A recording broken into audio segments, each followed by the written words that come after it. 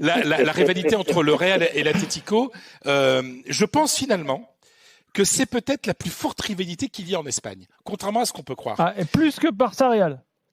Ah oui. Ah oui, je vais vous expliquer après la rivalité Barça-Real, qui est finalement très moderne et très médiatique. Parce que la vraie rivalité, et je reprendrai une phrase qu'a prononcée Alfredo Di Stefano, quand même le plus grand joueur de l'histoire du Real, l'un des plus grands joueurs de tous les temps, qui disait, quand on jouait contre le Barça, le match durait 90 minutes. Quand on jouait contre l'Atlético, le match durait toute la semaine. Pourquoi ? On n'était pas à l'époque, on ne voyageait pas tellement en Espagne. On parle des années 50, 60, voire 70. Il n'y avait pas autant de mouvements. Les gens ne se déplaçaient pas autant. Il n'y avait pas les réseaux sociaux. Les matchs n'étaient pas retransmis à la télé.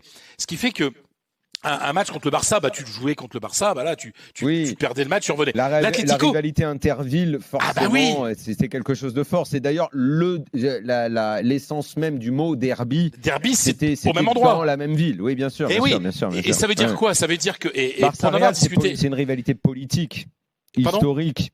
Barça-Real, c'est politique, historique. Alors, on va parler du côté politique qui est important aussi.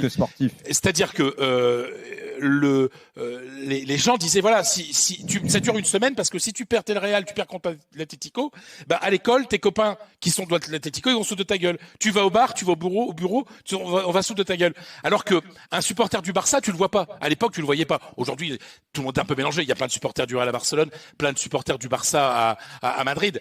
Et en plus, il y avait une rivalité. Oui, t'as raison de parler du côté politique, puisque le grand club de Franco, en tout cas le club de l'armée de l'air franquiste, c'est l'Atlético Aviation. En 1939, alors que se termine la guerre civile, cette horrible guerre civile qui allait déboucher sur 40 ans de dictature franquiste, le club Atlético fusionne avec l'Atlético Aviation, qui était le club de l'armée de l'air de Franco. Et cette même année-là, le président du Real, général communiste et républicain, était fusillé par les franquistes. Donc